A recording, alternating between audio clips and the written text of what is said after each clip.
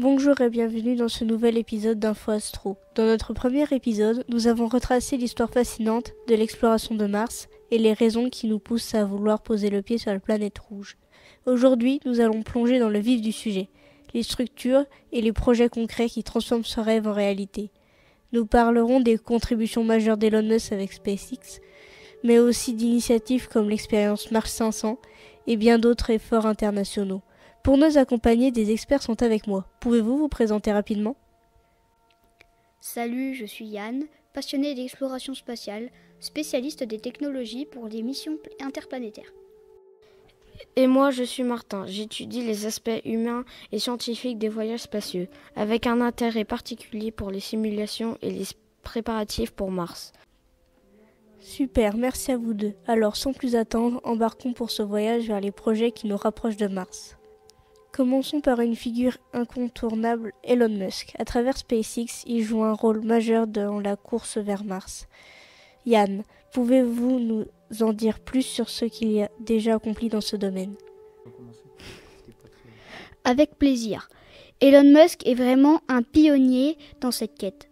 Sa vision, c'est de faire de l'humanité une espèce multiplanétaire et Mars est sa priorité.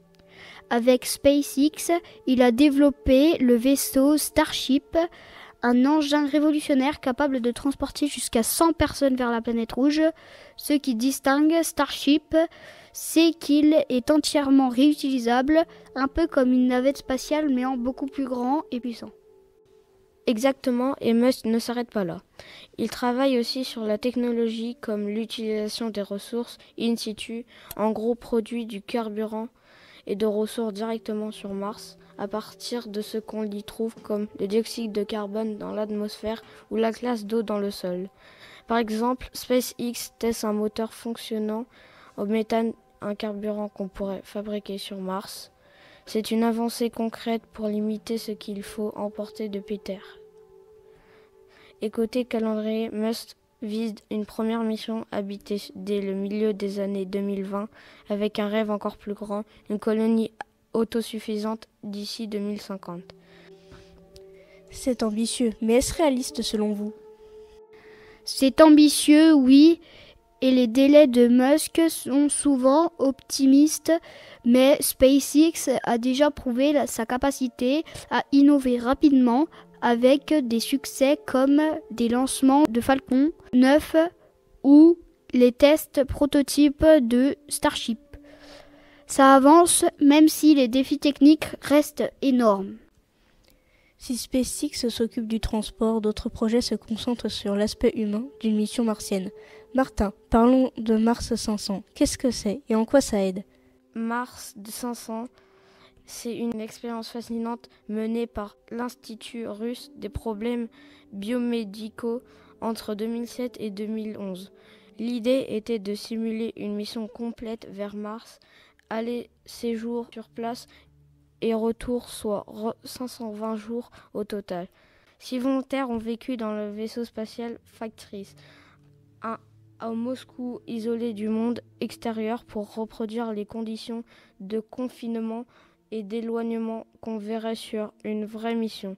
Ça a permis d'étudier les effets psychologiques comme le stress ou la monotonie et les défis psychologiques comme la gestion des ressources ou les impacts de santé.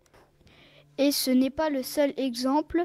La NASA, par exemple, organise des missions ISIS à Hawaï où des équipes vivent dans des habitats isolés simulant les conditions martiennes.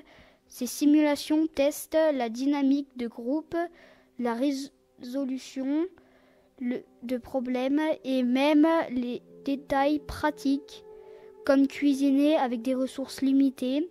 Ces expériences sont cruciales car un voyage vers Mars pourrait durer jusque 3 ans. Il faut s'assurer que les astronautes tiennent le coup mentalement et physiquement.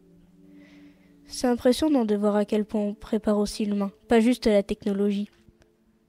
Tout à fait, Mars 500 à HICEAS nous rappelle que le succès d'une mission ne dépend pas seulement des fusées, mais aussi de la résilience des équipages. Passons maintenant à un autre acteur majeur, la NASA. Yann, Comment l'agence américaine pave-t-elle la voie vers Mars? La NASA adopte une approche progressive mais solide. Son programme Artemis est une étape clé. Il vise à ramener des humains sur la Lune ici 2024. Pourquoi la Lune? Parce que c'est un terrain d'entraînement parfait pour tester les technologies nécessaires à Mars, comme les systèmes de support de vie ou les habitats pour environnements hostiles, par exemple la station Lunar Gateway, qui orbitera autour de la Lune, servira à expérimenter des équipements pour l'espace lointain. Et sur Mars, même la NASA est déjà active. Le rover Perseverance, qui a atterri en 2021, fait un travail incroyable.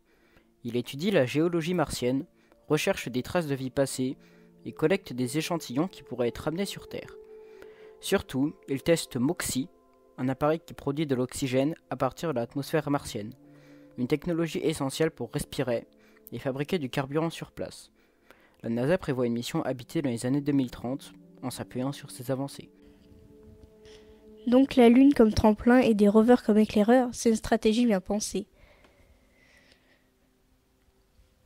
Mars, c'est aussi une aventure mondiale. Martin, quels autres pays ou organisations participent? C'est un effort global. En effet, l'Agence spatiale européenne, ESA, avance avec son programme ExoMars, qui inclut un rover prévu pour explorer la surface martienne et chercher des signes de vie passée. La Chine, elle, a marqué les esprits avec Tiwen-1, une mission combinant un orbiteur, un atterrisseur et un rover lancé en 2020. Ces projets enrichissent nos connaissances et testent des technologies variées. Et n'oublions pas les Émirats arabes unis avec leur orbiteur Hope qui étudie l'atmosphère de Mars depuis 2021. Ces données sur le climat martien sont précieuses pour planifier des missions habitées. Chaque pays apporte sa contribution et beaucoup visent les années 2030 pour une mission avec l'équipage, souvent la collaboration ou en compétition amicale. C'est fascinant de voir cette coopération et cette émulation à l'échelle mondiale. Et voilà, on arrive au bout de cet épisode. Ce qui ressort, c'est que la conquête de Mars repose sur un mélange incroyable de technologies audacieuses, de préparation humaine et de collaboration internationale. Des rêves d'Elon Musk avec Starship, aux simulations comme Mars 500, en passant par les efforts de la NASA et des autres nations, chaque projet nous rapproche un peu plus de la planète rouge. Merci à vous, Yann et Martin, pour ces explications captivantes. Qu'en pensez-vous? On y sera bientôt?